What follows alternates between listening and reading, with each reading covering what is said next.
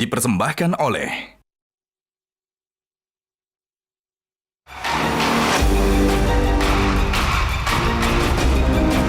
tugas APBN adalah menyukseskan investasi. Dalam 6 bulan atau laporan semester 1 sudah mencapai 66%. 3 kuartal ini mencatat angka di atas 450 triliun yang belum pernah terjadi sebelumnya. Ini memberi kepastian kepada dunia usaha. Dan juga membawa perusahaan-perusahaan yang ada di BUMN itu menjadi world class.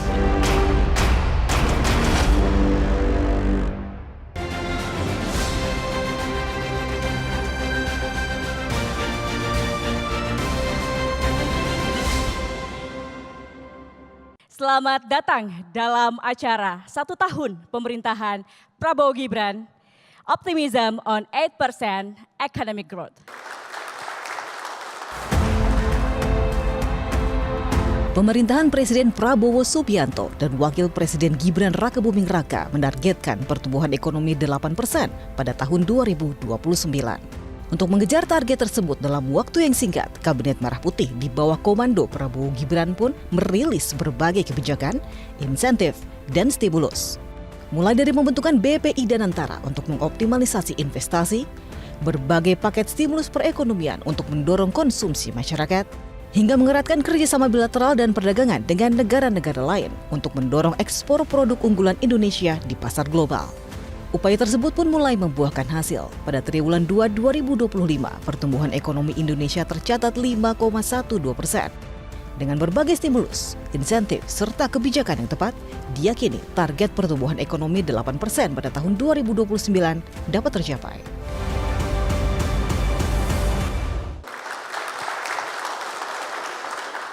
Dan langsung saja kita akan sambut bersama moderator yang akan memandu jalannya diskusi investasi kunci percepatan pertumbuhan ekonomi, Leonard Samosir.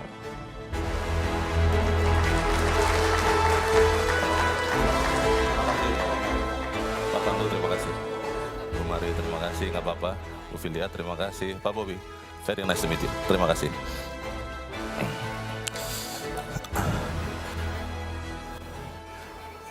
Ya, ini semangat yang kita butuhkan untuk mencapai 8% pertumbuhan ekonomi. Dan saya tidak mau berpanjang-panjang.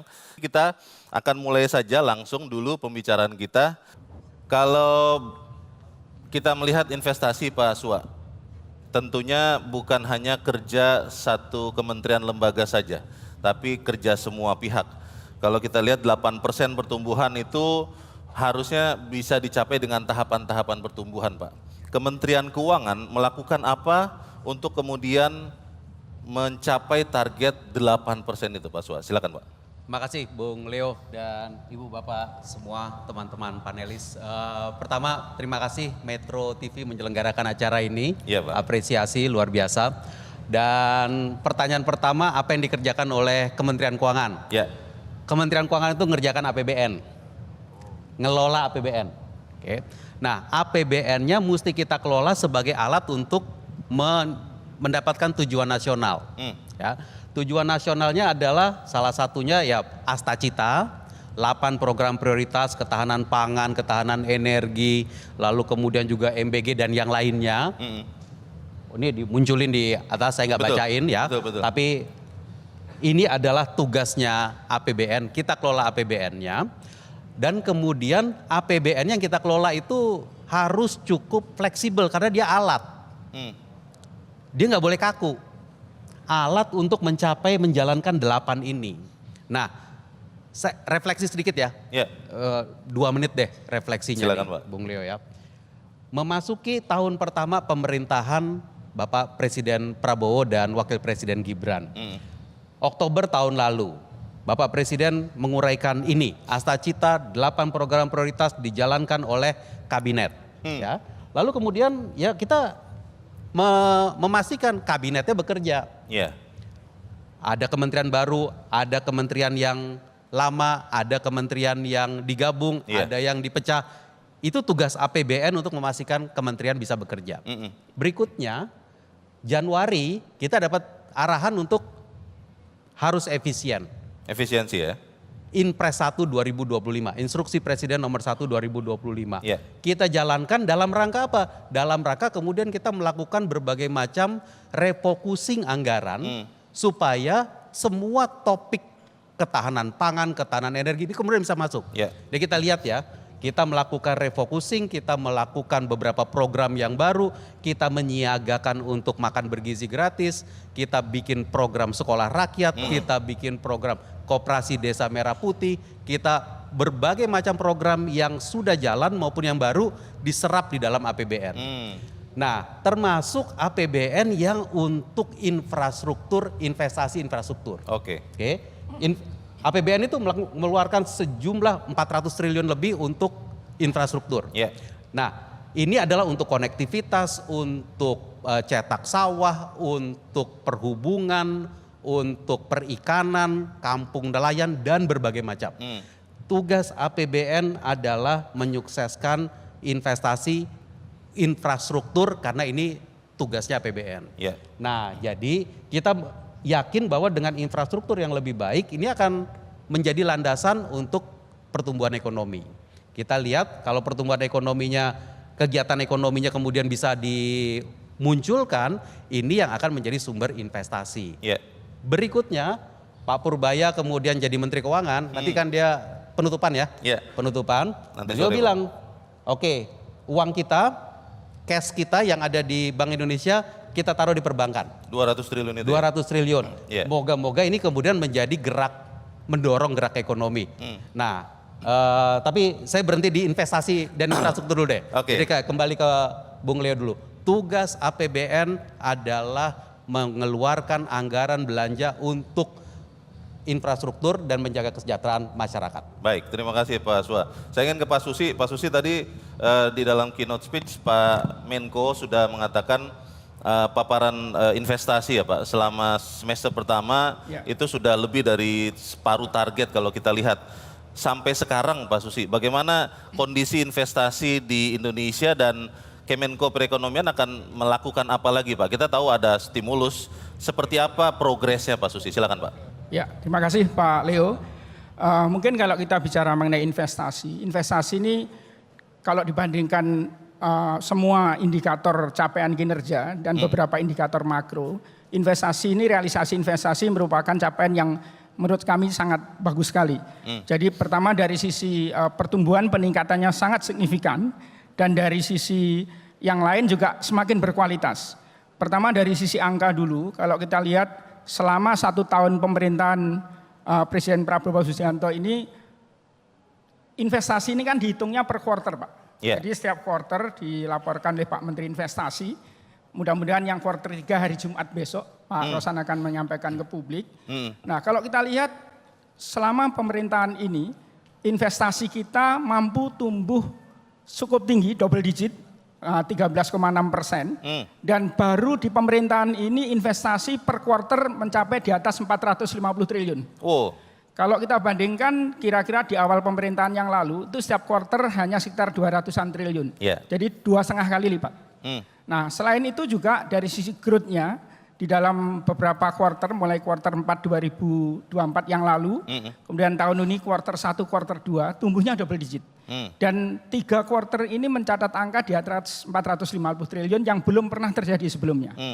Kemudian kalau kita lihat dari sisi kualitasnya, pasti ukurannya adalah penciptaan lapangan kerja. Yeah. Kita lihat tadi Pak Menko sudah menyampaikan penciptaan lapangan kerjanya untuk quarter 2 kemarin 665.000. Oke. Nah, baru di pemerintahan ini penciptaan lapangan kerja per quarter rata-rata di atas 600 dan 450 ribu.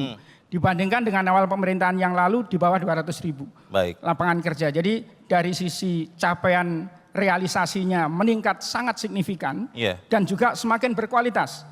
Kemudian kalau kita lihat juga dari sisi persebarannya. Kita lihat quarter 2 kemarin itu sudah mulai di atas 50% di luar Jawa. 50,5% investasi di luar Jawa.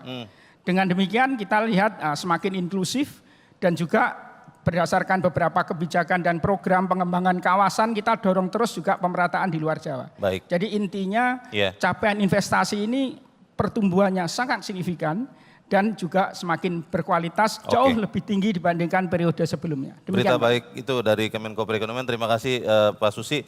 Saya ingin ke Pak Pandu. Pak Pandu, selalu semua orang Pak, termasuk sekian negara yang lain itu mengamati Pak Pandu dan kawan-kawan di Danantara. Karena itu harapan tinggi Pak disangkutkan kepada Danantara. Boleh diceritakan kepada kita Pak Pandu, seperti apa perkembangan penarikan investasi Pak oleh Danantara, seperti apa kira-kira itu akan menyumbangkan bagi pertumbuhan ekonomi kita Pak Pandu? Ya, baik, terima kasih. Ini terima kasih juga Bapak-bapak, Ibu-ibu sekalian, kami diundang pagi ini di acara Metro. Memang Danantara ini selalu disebut dan mungkin baru beberapa bulan terakhir kita mulai berbicara karena memang baru 8 bulan sebagai suatu institusi. Jadi kita mulai akhir bulan Februari kurang lebih 3 orang. Sekarang kita sudah hampir mendekati 300 orang. Dan ini 300 orang juga dari 9 nationalities.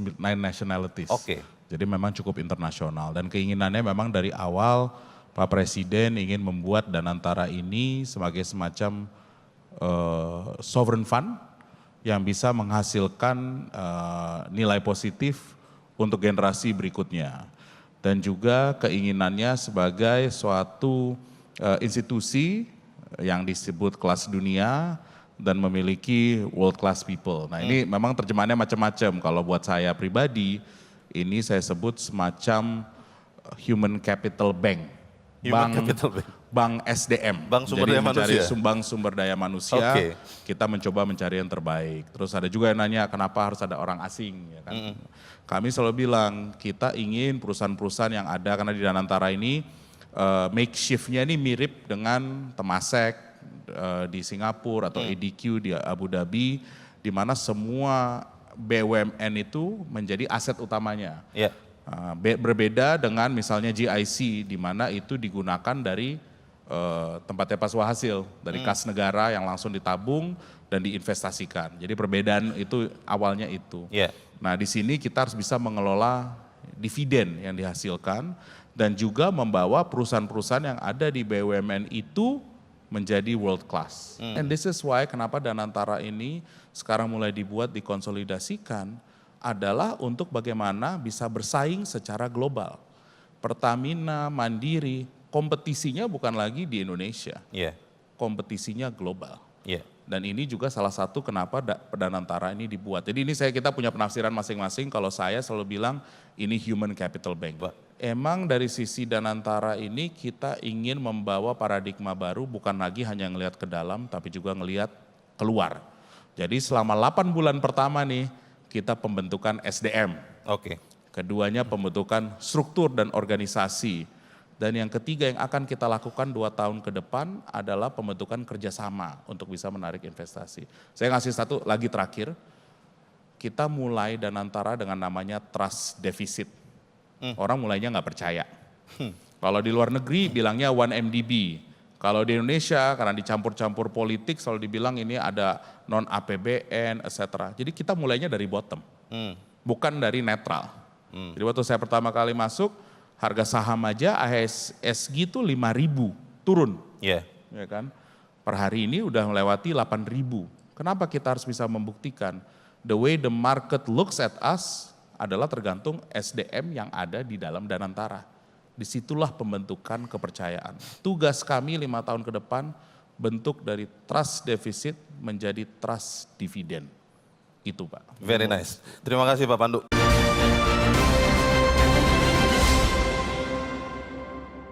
Dipersembahkan oleh, didukung oleh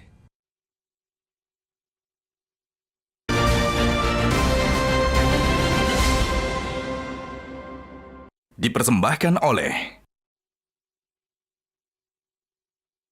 didukung oleh.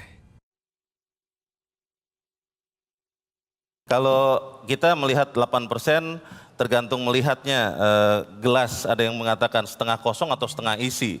Tapi saya ingin bertanya ke Bu Mari. Bu Mari, kalau Dewan Ekonomi Nasional Bu melihat kunci untuk mencapai pertumbuhan 8%, itu quick win-nya apa dan sustain-nya seperti apa Bu? Terima kasih dan terima kasih kepada Metro TV telah melaksanakan acara hari ini. Lihat bagaimana kita mencapai pertumbuhan 8%. Tidak ada jalan lain kecuali melalui meningkatkan investasi dan bukan saja investasi secara kuantitatif tetapi kualitas dari investasinya yang bisa meningkatkan productivity. Kalau kita ingat the famous I-Core investment capital output ratio, kita kan masih tinggi ya. Ini bagaimana itu diturunkan, itu juga terkait dengan bagaimana meningkatkan productivity dan efisiensi dari investment. Jadi itu kuncinya. Nah, bagaimana kita mencapai hal itu? Menurut saya tadi sudah ada beberapa hal yang disampaikan.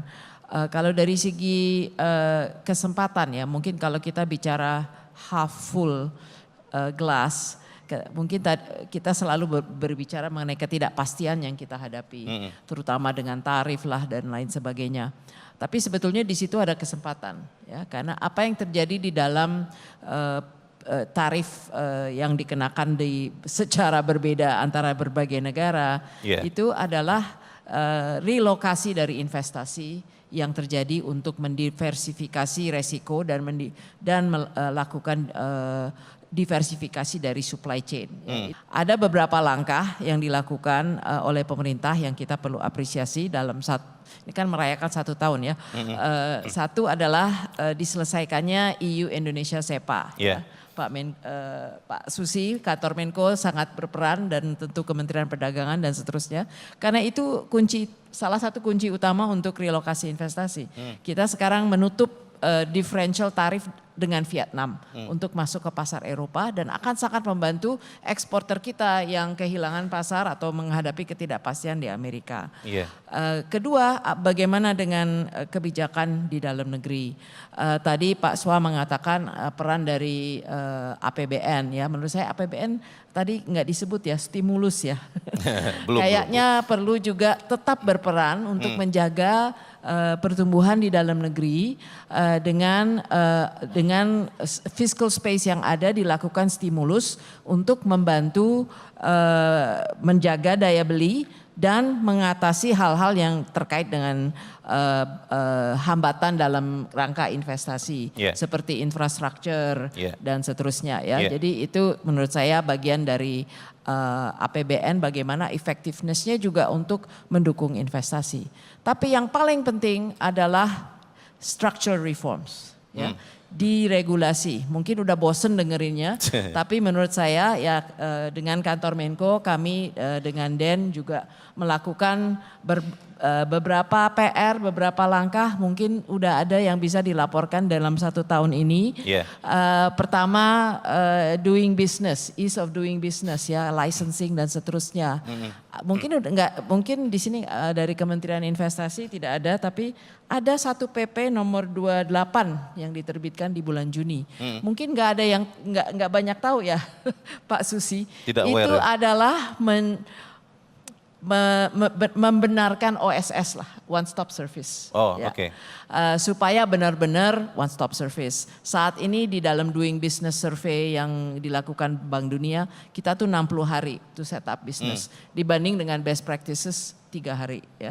Nah ini di dalam PP nomor 28 ini adalah terkait dengan penyelenggaraan perizinan usaha yang berbasis resiko, lebih terprediksi dan memberi kepastian. Apa artinya? Kita nggak harus nunggu semuanya selesai baru dapat izinnya. Jadi itu bertahap dan ada service level agreement. Harus selesai dalam 3 hari. Kalau nggak selesai dalam 3 hari otomatis keluar misalnya. Seterusnya. Dan sistem online-nya akan benar-benar diperbaiki. Tapi ini baru tahap pertama. Mudah-mudahan joke yang kita sering dengar OSS to SOS. Itu akan benar-benar hilang, kita benar-benar bisa punya OSS yang baik. Di luar itu di perdagangan itu juga banyak lartas-lartas dan hambatan-hambatan di perdagangan. Katanya 33% dari nilai import itu adalah biaya untuk mengurus perdagangan. Ini berdasarkan survei, tapi itu baru mulai. Dan terakhir mengenai TKDN, Dan ada satu hal lagi yang kami ingin sampaikan, ini terkait juga dengan memberi kepastian di dalam iklim investasi. Ini juga bersama dengan Kemenaker, dengan juga Kemenko Perekonomian, terkait dengan penetapan UMP. Ya, ini memberi kepastian kepada dunia usaha. Ini juga sedang dirumuskan. Terima kasih Bu Mari.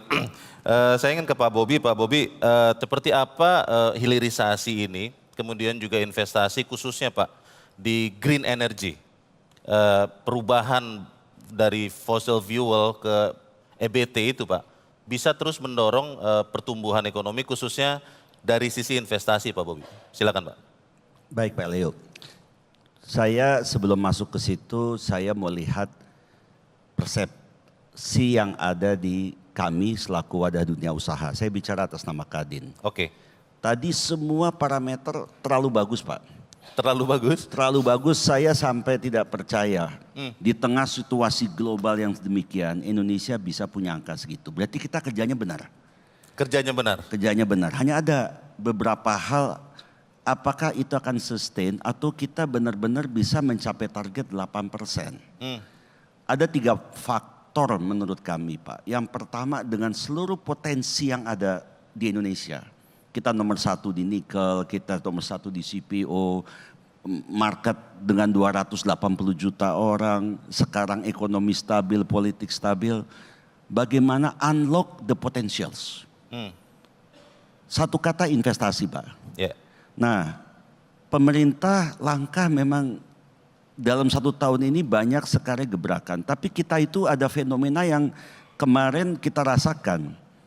Kalau kita tuh kayak seperti ketakutan dengan situasi global lagi ada turun ekonomi, Eropa turun dan sebagainya, daya beli dalam negeri turun. Terus kita ikut-ikutan kecangkan ikat pinggang. Ditambah rem Pak. Tiba-tiba ada menteri yang udah mulai longgarin nih, menteri keuangan baru. Kasih terobosan 200 triliun ditaruh likuiditas di pasar. Nah dengan itu apa? Ekonomi jadi bergerak Pak. Nah jadi yang unlock the value, how to increase dari 5,12% ke 8%. Nah kita mulai bisa lihat. Jadi pertama pemerintah ini bagaimana bisa unlock value itu. Nah tadi Pak Pandu lihat bicara DBS dengan penduduk cuma 6 juta orang bisa sekian kali lipat perbankan kita. Jadi ada hal yang mereka bisa mengangkat itu menjadi kelas global dengan potensi, memakai potensi market sekelilingnya. Nah Indonesia itu punya semua. Nah bagaimana yang nomor 2 Pak? Yang nomor 2 adalah pemerintah tidak bisa menaikkan ekonomi, mendorong ekonomi kalau hanya kerja sendiri. Kemarin Pak Jokowi 10 tahun infrastruktur dibangun oleh BUMN.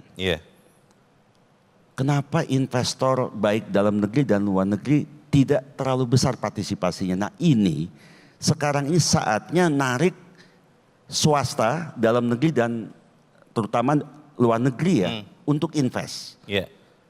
Nah untuk invest itu pemerintah sendiri nggak usah pusing-pusing mikirin bikin jalan tol segala macam. Itu ada departemen PU lah yang mikirin. Tapi bagaimana membangun pembangkit listrik energi terbarukan. Kita punya potensi yang menjadi anomali. Potensi Indonesia di energi terbarukan itu 3.667 gigawatt Pak. Pembangunannya 0,41%, kurang dari 1%, something wrong.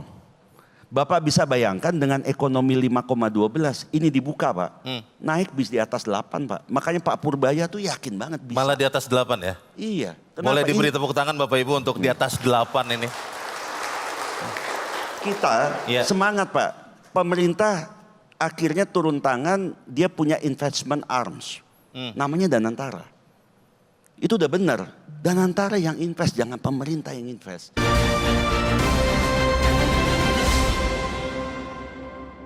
Dipersembahkan oleh, didukung oleh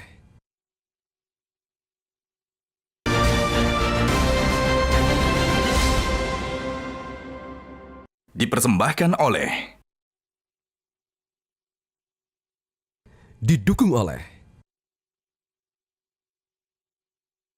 Pak Suwa tadi sempat ditanyakan tentang serapan anggaran Pak. Bagaimana kemudian APBN itu bisa menjadi bagian yang menjadi motor pertumbuhan dan khususnya terkait dengan investasi Pak Suwa. Seperti apa Kementerian Keuangan melihat hal ini? Silakan Pak.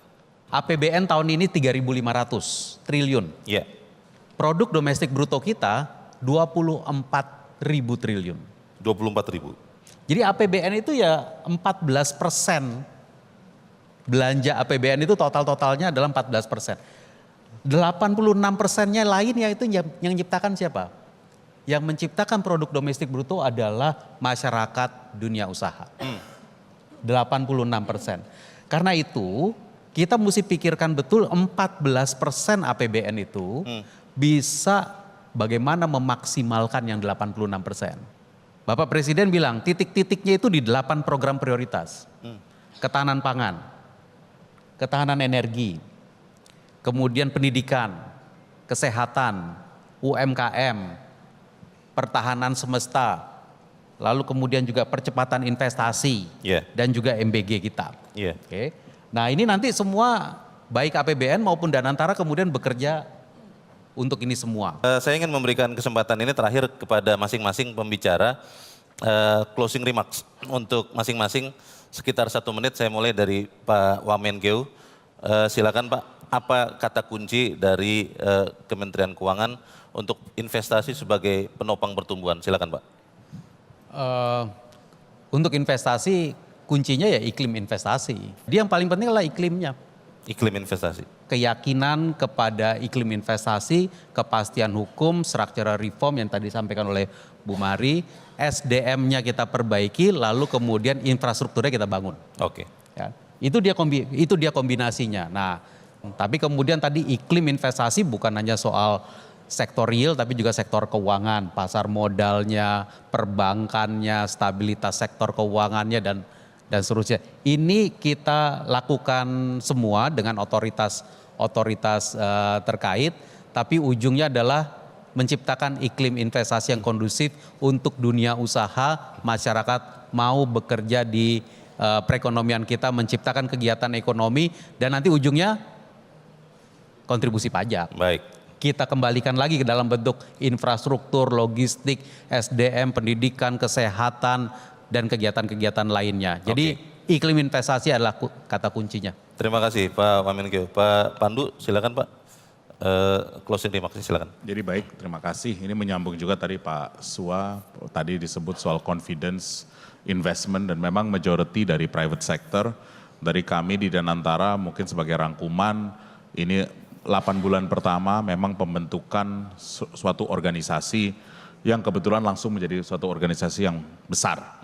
Dan dari sini memang yang paling penting adalah pembentukan SDM, pembentukan struktur, dan juga governance. Jadi ini governance juga sangat penting karena apapun yang kami lakukan, semua pasti menilai, ya kan? Dan ini sangat penting, kita harus ada sumber kehati-hatian. Dan saya selalu bilang kepada semua teman-teman, mungkin berbeda dengan yang lain, di investasi itu berbeda dengan Danantara Asset Management, di mana gerakannya sangat cepat karena memang perusahaannya sudah ada. Investasi itu adalah satu hal yang sebenarnya tidak boleh terburu-buru. Harus memiliki suatu sikap kehati-hatian yang pas. Ini penting. Kenapa? Apapun yang kami buat sekarang, Anda baru akan nilai 5 tahun, 10 tahun ke depan. Tapi kalau Anda nih buat semua teman-teman tahu, sovereign fund itu dinilai bukan per tahun. Dinilainya per dekade. 10 tahun, 20 tahun, 30 tahun. Jadi ini beda mungkin dengan Pak Bobi ya Pak ya, di private sector. Kami di Danantara ini fokusnya adalah bagaimana in decades kita nanti bisa dinilai balik. Dan unsur kehati-hatian itu segala-galanya. Baik. Jadi sebagai terakhir, terima kasih atas perhatiannya juga kepada Danantara, masukannya juga banyak dari semua kalangan. Saya hanya ingin bilang bahwa dari sisi investasi langsung, nilai kami secara long term. Baik, gitu ya. Makasih. Terima kasih Pak Pandu. Bu Mari silakan. Ya, bila mana kita ingin tumbuh di atas 4 sampai dengan 5% yang selama ini menjadi sort of stable growth-nya Indonesia dan kita ingin keluar dari tren slow growth yang terjadi bahkan bukan hanya karena COVID, tapi setelah global financial crisis, dan kita ingin tumbuh di atas tren itu, kita perlu investasi. Ya, dan investasi itu bukan, dan dalam investasi tersebut bagaimana kita revitalisasi sektor-sektor yang sudah ada seperti padat karya karena terkait dengan penciptaan lapangan pekerjaan, karena kita ingin growth yang berkualitas, yang creating jobs, yang green dan yang inklusif dan resilient dan seterusnya. Investing in existing sectors like padat karya, agriculture, dan investing in new sectors, ya, in new sectors termasuk downstreaming, melanjutkan downstreaming di dalam berbagai sektor seperti di critical minerals, green sectors banyak sekali opportunity di situ, dan services, ya. Dan untuk itu kita perlu melakukan perbaikan dari segi regulasi, institusi, structural reforms dan seterusnya. Dan this is a long game. Kita harus mulai sekarang untuk membangun confidence. Jadi kita perlu mencari quick wins yang akan benar-benar memberi signal yang tepat. Terima kasih Bu Mari. Bu Filia silakan.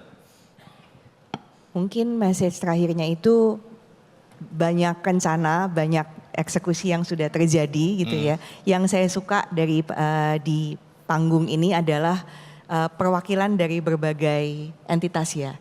Jadi memang yang saya pikirkan adalah bagaimana melakukan delivery yang bersama antara public, private, by the way filantropi juga, Pak Pandu ada trust fund-nya juga gitu ya, yang lebih terfokus gitu ya.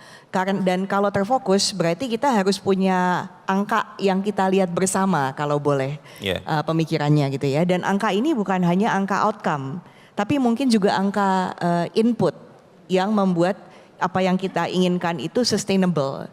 Tadi misalnya kita bicara tentang informal employment to formal employment, kualitas dari infrastruktur gitu ya. Kita ngomong kapitalisasi pasar modal. Nah ini alangkah indahnya kalau ada satu dashboard yang dilihat bersama sehingga waktu melakukan delivery yang bersama-sama ini arahnya sama dan kita tahu jalannya sudah benar atau belum benar. Kalau belum benar nggak apa-apa ya kita perbaiki bersama, tapi kita tahu diperbaikinya di mana kalau ada angkanya. Itu Terima kasih Bu Filia. Pak Susi silakan Pak. Baik, terima kasih.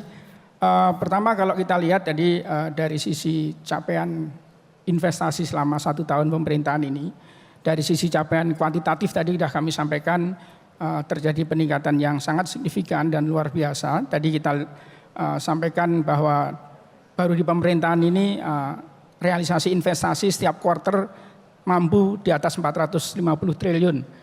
Di kuartal 4 lalu 452, kemudian kuartal 1 465, kemarin 477 dan baru terjadi sekarang. Kalau kita bandingkan dengan 5 tahun yang lalu di awal-awal 2021 itu masih di angka 200-an triliun. Sehingga ini dari sisi kuantitatif kenaikannya cukup luar biasa. 2,5 kali sejak 5 tahun yang lalu. Di sisi yang lain dari capaian kualitatifnya berbagai ukuran mengenai masalah penciptaan lapangan kerja. Kuartal 2 kemarin mampu menciptakan 665.000 dan saya kira ini kalau dibandingkan 5 tahun lalu yang di angka sekitar 220-an ribu ini juga 3 kali lipat. Artinya kalau disimpulkan di masa 1 pemerintahan ini capaian realisasi investasi baik dari sisi kuantitatif maupun kualitatif luar biasa, bahkan double digit. Namun yang paling penting adalah bagaimana kita terus mendorong peran investasi ini menjadi motor utama untuk pertumbuhan ekonomi kita. PDB kita, PMTB-nya sekitar 28%. Memang masih paling tinggi adalah spending konsumsi rumah tangga kita. Namun ke depan saya kira investasi ini akan selain berkontribusi positif untuk PDB juga multiplier efeknya ke berbagai sektor. Karena itu saya kira sangat tepat ke depan untuk mencapai 8% kita perlu terus menjadikan investasi sebagai motor utama penggerak perekonomian nasional kita. Terima kasih Pak Susi. Pak Bobi silakan Pak. Makasih terakhir nih ya Pak. Waktu kita ini tinggal 3 tahun loh. Pemerintah sudah jalan 1 tahun.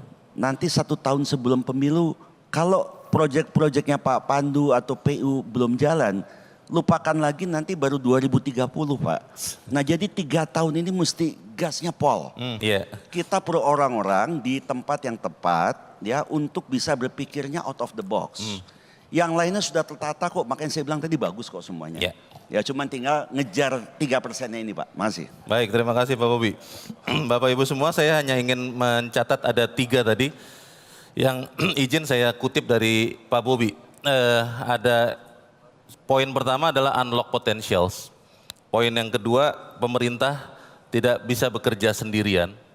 Lalu yang ketiga, potensi-potensi itu banyak selama kita percaya. Dan kalau kita percaya Indonesia bisa mencapai 8%, itu akan bisa tercapai. Dan inilah akhir dari diskusi kita pagi ini. Kami berterima kasih kepada Pak Suhasil, Pak Pandu, Bu Mari, Bu Filia, Pak Susi, dan Pak Bobi. Saya Leonard Samosir berterima kasih. Mohon maaf kalau ada kata yang salah. Dan saya kembalikan kepada teman saya, Gadis Bianca. Terima kasih.